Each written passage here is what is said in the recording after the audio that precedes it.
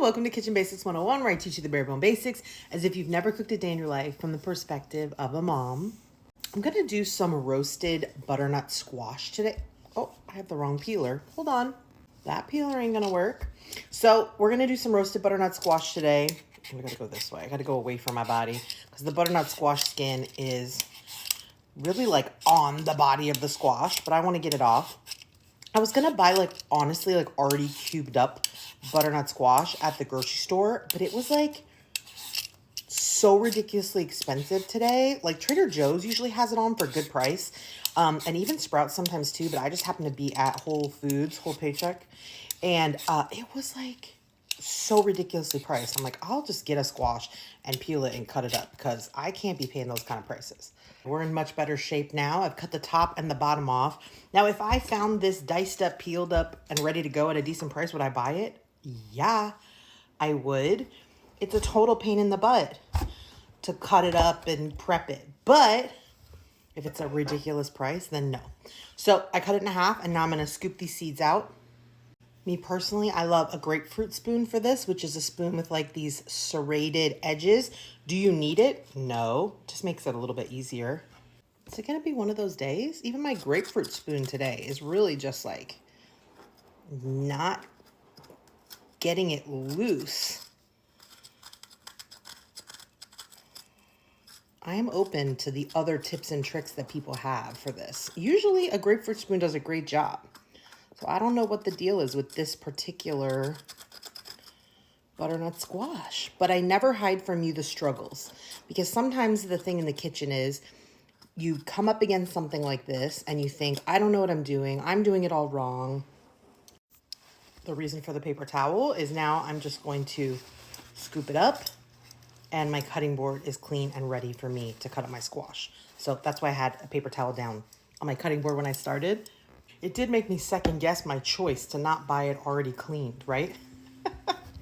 So I put it down on its flat side because that's the safest way to chop something up. And I'm just gonna dice it into small cubes to roast it. Now you could have roasted it whole with the skin on if that was gonna be your, if you wanna eat it out of the skin, that's an option. But if you're gonna use it in something else, like you're gonna use it in pasta or you're gonna use it in, I'm gonna put it in a risotto, then you kind of need it to be chunked up, right? Instead of scooping it out. But they're both options. We can make both ways. But I made acorn squash that way already for you guys. So today we're just going to chop it up into similarly sized cubes and get it onto the roasting pan. I said I regretted not buying but honestly, when you buy it already chopped up, it's like half as much for twice as much price. So it's really like 4 times the price. But I don't shame you if you do it, because I do it too when I don't want to be bothered with the hassle of chopping it up, peeling it, and all that nonsense. And that's plenty often that I don't want to be bothered with all that. How much squash we got from just that one veg on to our parchment lined giant cookie sheet. If I had bought it pre-cut, we could have started here. Do our roasting protocol, which is just an oil, olive oil, avocado oil, coconut oil, whatever oil makes you happy. Just something that is heat safe up to 400 degrees because that's what we're going to roast at. I like to roast at 400. Do you have to? No, but that's what I roast at. Then we're going to do salt.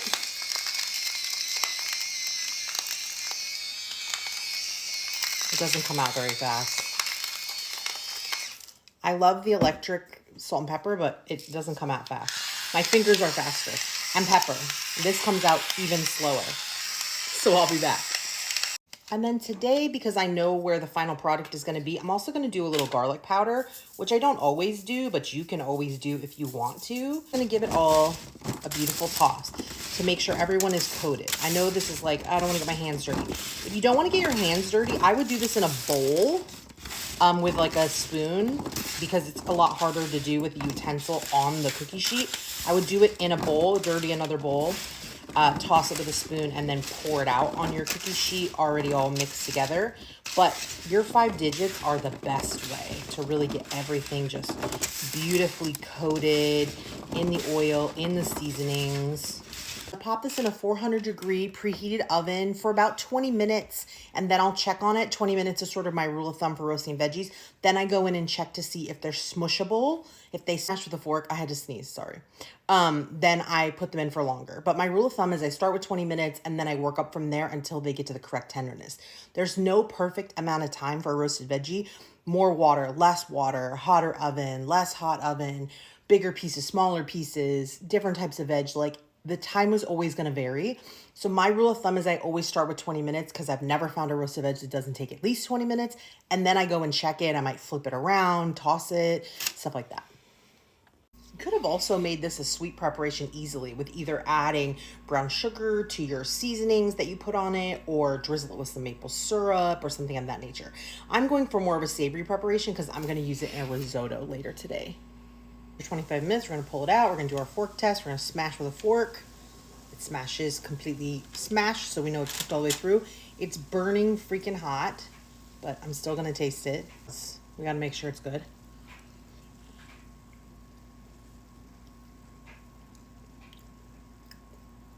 It's butternut squash. It's beautiful. It's savory.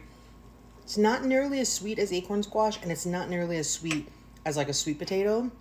It's definitely much more of a savory flavor. So keep that in mind when you're going butternut squash. You definitely serve it as a side dish just like this. Salt, pepper, oil, a little garlic. I'm going to put just a little drizzle, tiny drizzle, nothing crazy, of maple syrup. And I'm going to give it a toss. Let's give that a taste.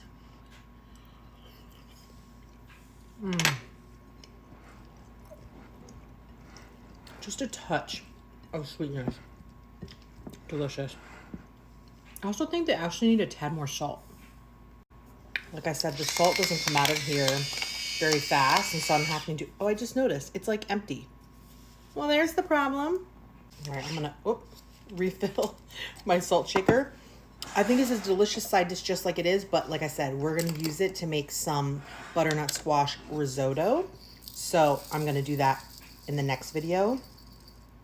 Oh, salt's all gone. That's all we got left. There we go, a little salt. That's what we needed. One more note, if I was gonna serve this as a side dish, I would leave it in the oven, maybe broil it for like a couple of minutes just to get like a crispy bits on it. But because I'm gonna put it, oh my God, salt makes all the difference. Because I'm gonna put it in the risotto, I want it to stay soft and beautiful. But if you were serving as a side dish, I would put it under the broiler for like 5 minutes or 3 or 4 minutes, just get it crispy.